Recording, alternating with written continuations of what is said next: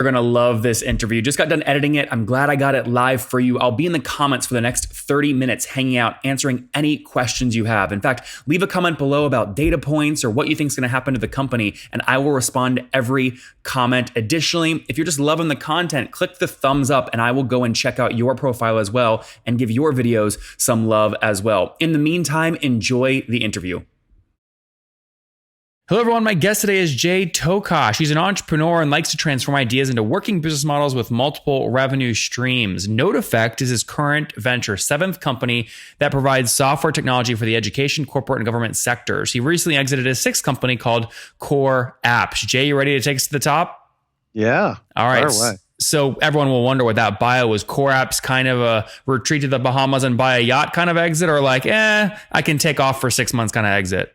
It was an exit that I could seriously sit on the beach or play golf and not do anything, but I'm just not that person, you know. And I had this vision for NoteAffect, and I had kind of gotten it going just a little bit before the exit. I knew that we were getting close, and it was something that I had a passion for, so I wanted to make it happen. That's good. Now, what did Core Apps do?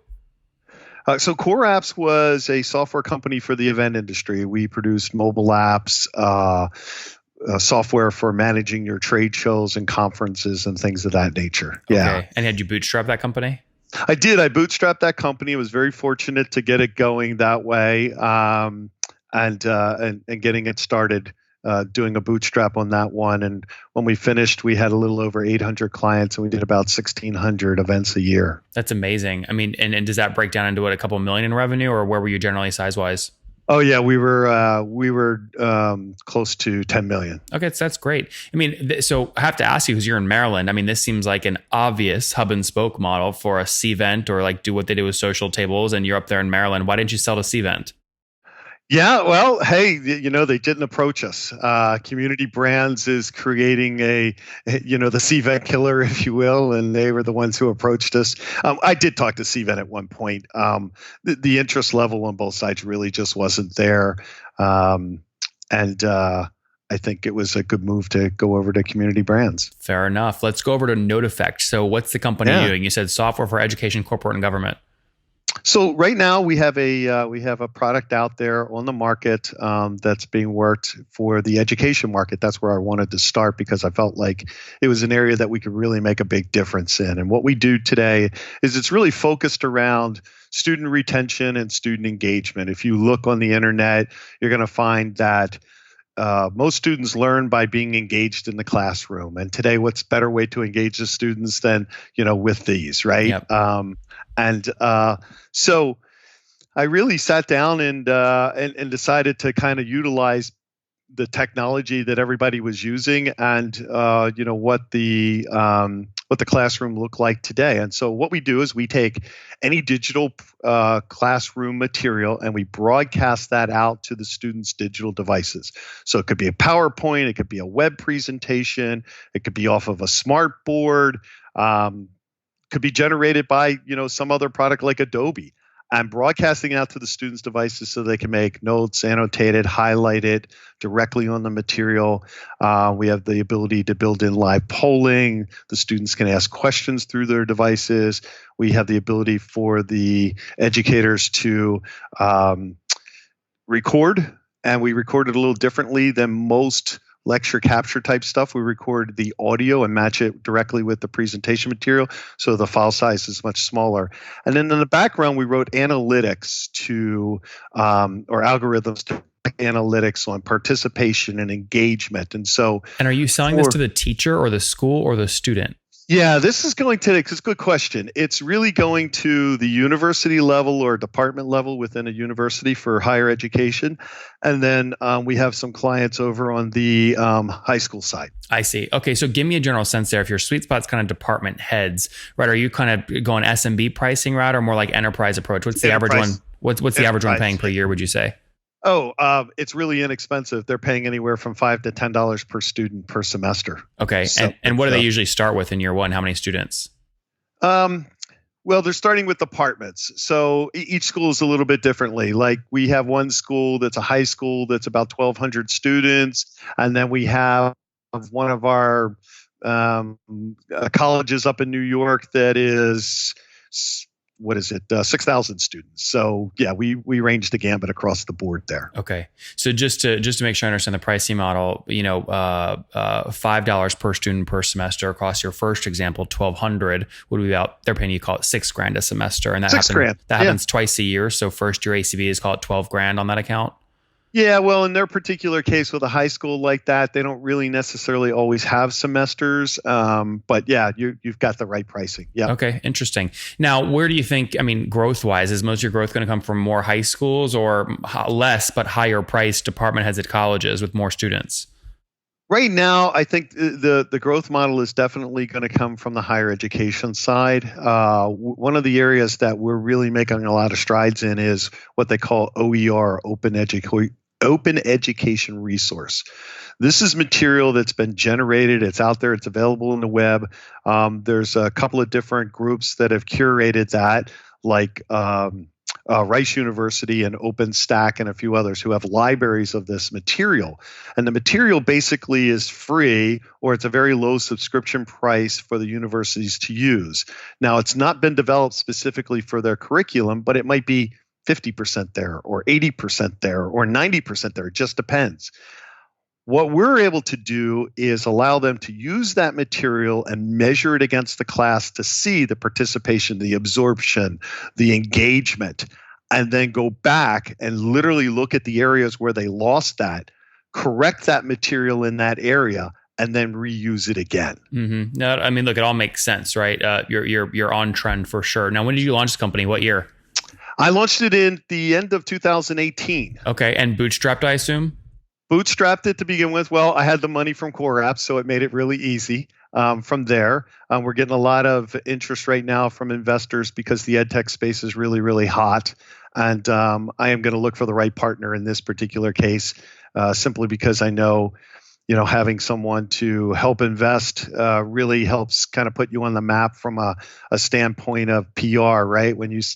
It's one thing for you to say, hey, I put my own money into it. It's another thing when somebody says, I believed enough in the product that I put money into it. Yeah, it should be enough that you have customers that put money into it, right? Which is what I believe. But sometimes if you want the VC stamp, you get the VC stamp. If you do choose to raise kind of traditional capital, it sounds like you've thought a little bit about this. What do you think the right first amount would be? Are we talking like $1 million or 10 million or something else? Yeah, we're talking about $1 million. I don't need a lot. The software's done. The product is out there. It's being used today. We have everything from very top, high education, higher ed, top groups, all the way down to your historically black colleges, which really need it from a retention standpoint. Yep.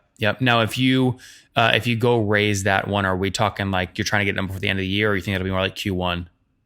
I think it's going to be more like Q1. Yeah. Sometimes the end of the year can be good or bad for that kind of stuff. It's a nice forcing function. I actually have a meeting on Thursday, so we'll see how that goes. But the fact is that my gut tells me that no one's going to pull the trigger until the beginning.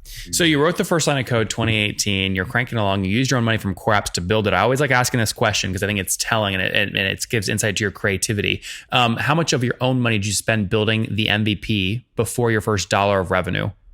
You know what? It's funny that you asked that because I just put together something for my accountant too. Is like, what? $1.6 million. Okay, good. You know that exactly. Where'd most of that go? Yeah. Most of it went into development. I also had some advisors that were a part of this. We brought in people who were educators in the industry, everything from the K-12 space all the way up into higher ed and CIOs, and talked to them. I gave it a perspective from my angle, which I'm not an educator. I'm a tech guy, right? Yep. And I took education, and we had sort of built the two of them together. And I think it's turned out really well from that case. That's nice. Okay, so you invest the money, you're growing now, looking at potentially doing around here in Q1. Let's talk about what ultimately matters, which is customer growth. So how many students in your cases who you're trying to help, how many students are on the platform, would you say?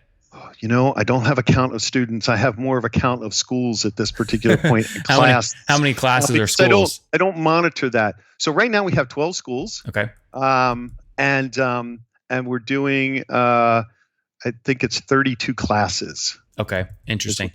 what it's turned out to be. And do you see pretty even? Is it pretty even distribution? About 2 to 3 classes per 12 schools? No, some schools are adopting it more steady, right? I mean, because it's a new product and there's not really anything like it on the market space. What we get is we're getting the early adopters, people who are willing to just jump in technology wise, and then they're talking the others into joining on board and getting it to be a part of that. And then hopefully, as we move along, we'll get the ones who have been sort of stalemated and stuck back. But yeah. And Jay, what's this of the 12 schools? Which ones started with the smallest amount of students? And how many students was it? Like 5, 10, or? I have one coming up here, Lawrence University, that's going to start with a class that's 10 students. Okay, 10. Yeah. So 10 students is the smallest class. And what's the biggest one, out of curiosity? The biggest one that we have is 60. Oh, 60. Okay, good. So then, I can kind of get it right. If I take 60 60 students times 32 classes, assuming they were all that size, that's like almost 2K students at $5 a pop. So you're not at 10 grand a month yet in revenue, but do you think you can hit that in the next quarter? Nope. Yeah, absolutely. We've got we've got the 12 signed up, and I probably have another 17 or 18 that are outstanding that will pop. The biggest thing with education, and the biggest drawback is the sales cycle, and this is so long. There's a short window for you to get involved in it, and then you're looking at them putting it into their budgets, which most of them are on a school year budget, which runs around July timeframe. So that's that's the biggest downsides to that, and that's one of the reasons why I've gone ahead and started the development work on the corporate government product for that side. Yep. Okay. Well, so it's fair to say that you're doing somewhere between, call it 1 and 5K per month right now on the student head model. Yeah. Okay. Exactly. Cool. That's cool. Yep. Now, I'd love to learn more about the team. You mentioned you put some money into dev resources early on. What's the team size look like today? So the team size today is a total of 7 people. Okay. And how many of those folks are developers versus marketing, sales? Oh, I'm sorry. I just gave you the team size on the development side. Okay. On our side there. So yeah, we have one machine learning person who is more of a part-time person at this point, but will be coming on more full-time.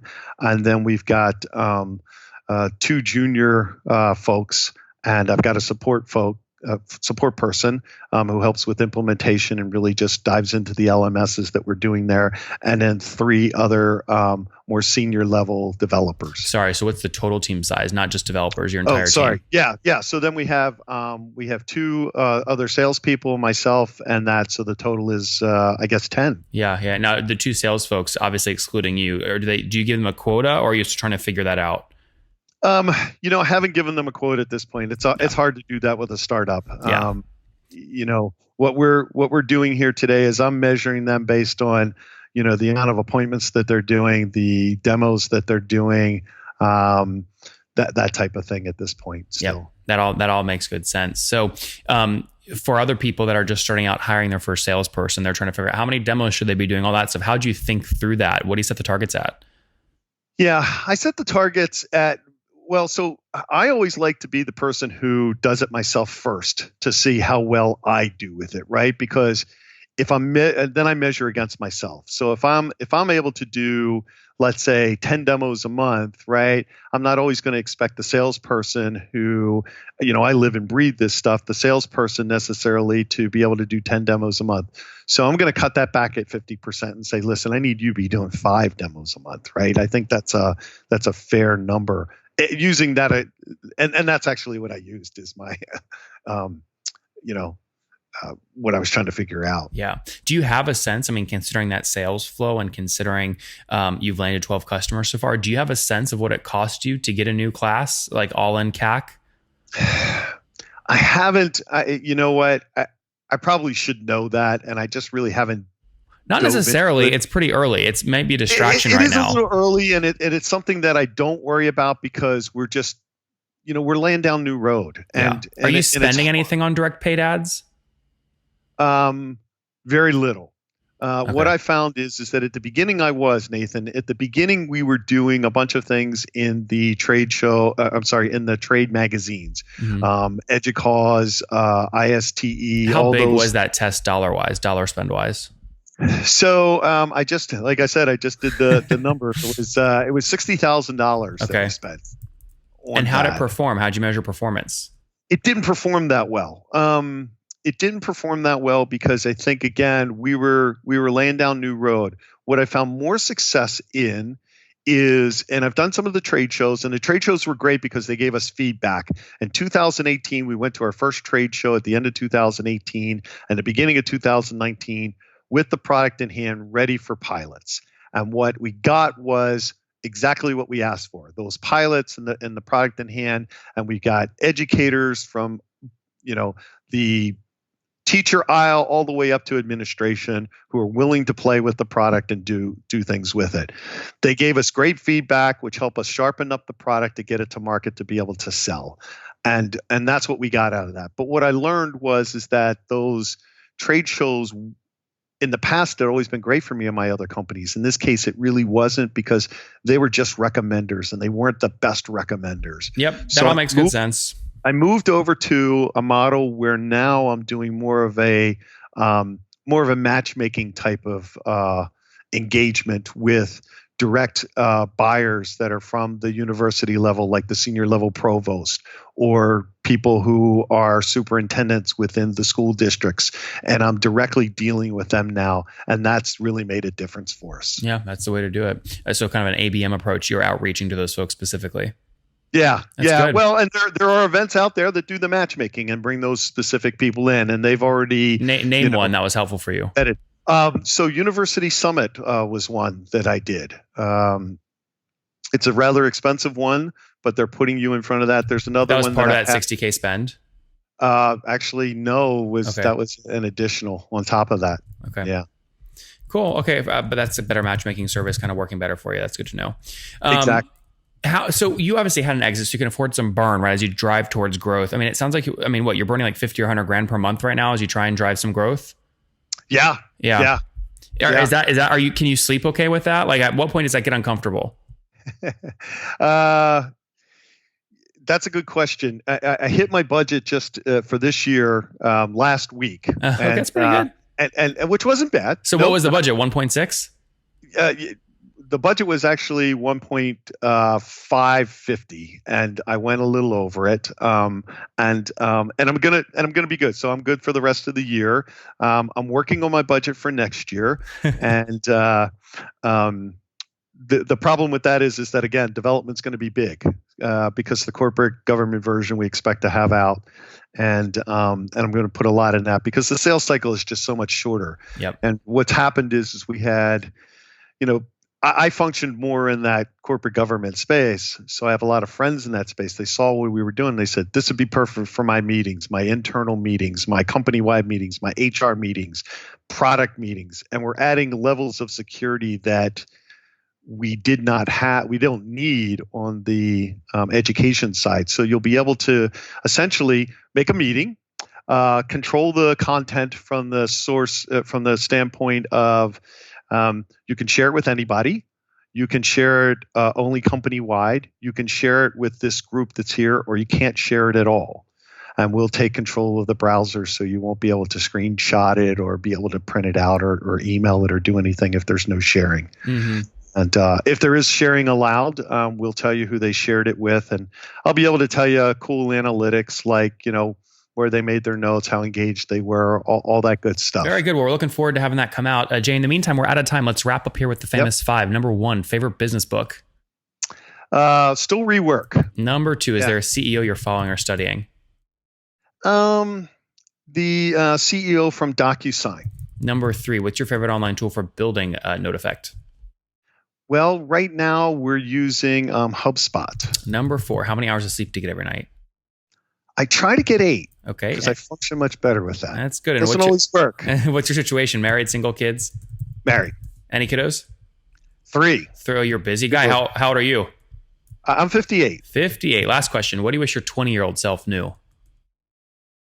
Ooh, I wish that I knew to be more confident and drive with what I think I can do, and I didn't have that done. Guys, there you have it. More confidence. He sold his last company, Core Apps, grew it to over 24 folks, bootstrapped over 10 million bucks in revenue, sold it to community brands. Now launching NoteAffect, which is really helping folks drive student engagement in the classrooms. Currently, 12 schools signed up, 32 classes, doing between $1,000 and call it $5,000 a month right now in revenue as he looks to scale. Spent about 1.6 million bucks on his MVP, which was basically his budget as he looks to scale now to build repeatable sales processes. 10 people on the team, 2 sales folks. Jay, we're rooting for you. Good luck and thanks for taking us to the top. Hey, thanks, Nathan. Have a good one. You guys know I fight like heck to get these data points for you from these CEOs that rarely do these kinds of shows. If you want more shows like this, make sure you subscribe right now. We're trying to get 10,000 YouTube subscribers by the end of September here, 2019. And it would mean the world to me if you clicked now to subscribe. Additionally, I've got 2 more great interviews for you. If you want more data points from the world's leading SaaS CEOs, click and watch one of them right now.